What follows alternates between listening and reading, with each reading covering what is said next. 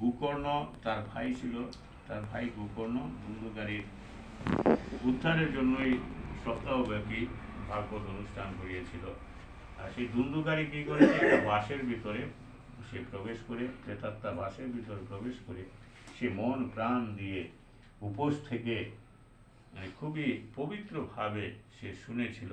প্রতিদিন একটা এক এক দিনের পাঠ শোনার পর এক একটা বাঁশের গাঁট এক একটা ফেটে যেত। সেভাবে 7 দিনের পাঠ শোনার পর 7টা গাঁট ফেটে সে উদ্ধার হয়ে গিয়েছিল। কিন্তু এই সভায় শ্রীমদ্ ভাগবত আরও হাজার হাজার লোকে শ্রবণ করেছে, কিন্তু তার মধ্যে আর কেউ তো তার মতো উদ্ধার পেতে পারে নাই। একই ভাগবত শুনেছে, কিন্তু সে মন প্রাণ দিয়ে শুনেছিল। এই যে 7 দিন অনাহারে অনিদ্রায় সে এবং অতি মন প্রাণ উজাড় করে দিয়ে সে ভাগবত শুনছিল, তাই সে উদ্ধার হয়ে গিয়েছিল। প্রেতাত্মা থেকে সে উদ্ধার হয়ে গেছে। কিন্তু আরও যারা শুনেছে তারা তো উদ্ধার হতে পারে নাই। তো শুধু যে শুনলেই উদ্ধার হওয়া যাবে সেটা নয়, আমাদের মনকে এইভাবে পবিত্র করতে হবে। তাই উদ্ধারে দাঁতমনাথ মানব, আগের যে শ্লোকে বলেছি যে নিজেকেই নিজে উদ্ধার করতে হয়, যেভাবে ধুন্ধুকারী নিজেকে উদ্ধার করেছিল। শুধু বসে বসে শুনলেই হলো না, এবং মনোযোগ দিয়ে আমরা যদি শুনি, মনোযোগ দিয়ে শুনে সেই কথা আমাদের ব্যবহারে আনতে হবে, তখনই আমরা নিজেকে নিজে উদ্ধার করতে পারব। অনেক সময় পাঠে গেলাম, ভালো ভালো পাঠক পাঠ করছিল, কেউ কারো সঙ্গে হয়তো গল্প, পাঠক কেমন ছিল না, খুব ভালো ছিল। আচ্ছা, খুব ভালো ছিল, আচ্ছা কী বলেছে না তা তো আমার মনে নেই। তো যদি মনেই থাকে না, তাহলে যদি কিছু আমরা সংগ্রহ করে না যাই, তাহলে তো আর শুধু পাঠ শুনলে তবুও একটু না হয়, পাঠ শুনলে যতক্ষণ আমরা পাঠে বসলাম, অন্তত এই কিছু সময় আমরা যারা আছি একটু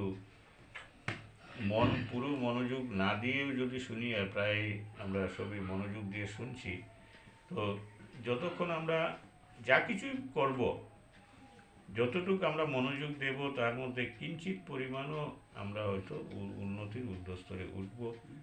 কারণ এই যে হরিকথা, ভাগবতী কথা, পুণ্য কথা, সেগুলা শ্রবণ কীর্তন মনন যা কিছু আমরা করি, তার কিন্তু বিনাশ নেই। তাই আমরা একটু যদি কিঞ্চিত মাত্র আমরা গ্রহণ করি, সেটা আমাদের সঞ্চিত থাকবে, তার কিন্তু বিনাশ হয় না। তো আজকের মতো শ্রীমদ্ ভগবদ্ গীতার কথা এখানে বিরাম দিচ্ছি। ওম নমো ভগবতে বাসুদেবায়। ওম যদক্ষরং পরিগ্রস্তমাত্রাহীনাম চ যদ্ভবে পূর্ণং ভবতু তৎসর্বে তৎপ্রসাদার্চনার্চন। জয় গীতা, জয় গীতা,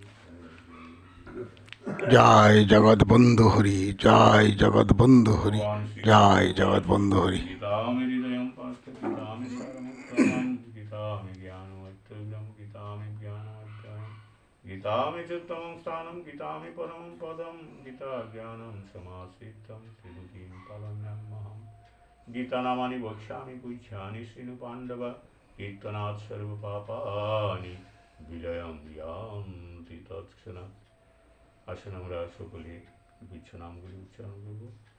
গঙ্গা, গীতা চ সাবিত্রী, সীতা, সত্যা পতিব্রতা, ব্রহ্মবলী ব্রহ্মবিদ্যা, ত্রিসন্ধ্যা মুক্তিগেহিনী, অর্ধমাত্রা চিতানন্দা, ভবগ্নি ভ্রান্তি নাশিনী, বেদত্রয়ী পরানন্দা, তত্ত্বার্থ জ্ঞানমঞ্জরি।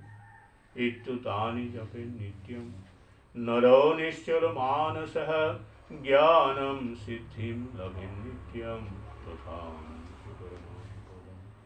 ওম তৎসৎ, ওম তৎসৎ, ওম তৎসৎ।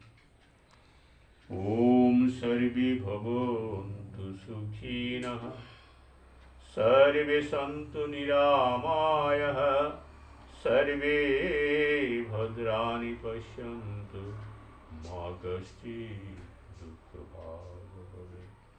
সকলকে যেন তুমি নিরাময় রাখো, কারোর যেন কখনো দুঃখ না হয়, এই প্রার্থনা রেখে আমরা জয় জগৎবন্ধু হরি, জয় জগৎবন্ধু হরি, জয় জগৎবন্ধু হরি, জয় শ্রী গুরুর জয়, জয় শ্রী গুরুর জয়।